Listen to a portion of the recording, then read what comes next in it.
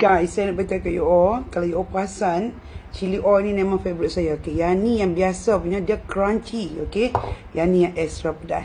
You all bayangkan ni Maggi Parma saya suka buat lembek-lembek, bubur telur, bubur crab stick. Lepas tu sebelum nak bubur nampak dan bulan mulut, kita bubur dia. Ya Allah, punya sedap, tak boleh bawa bincang. Saya memang addicted dengan dia punya crunchy dengan dia panggil apa ni, saya panggil dia punya crunchy garlic chili oil. Saya beli.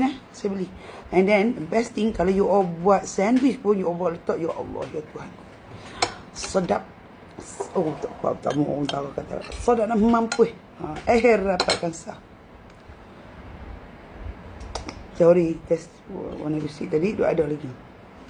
You ambil sikit. Ya Allah, bercerai elok kan. So saya nak bagi you all tengok macam mana. Jangan campur terus, kita ambil sikit. Tanggali dia punya ni. Saya bagi awak tengok tekstur dia. Ya Allah, tak boleh baik tertungging pula binatang ni. You know. See. Nampak ni. Okey, kita letak chili oil dia. Nampak tak?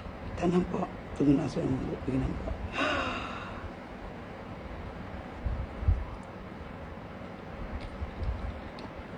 You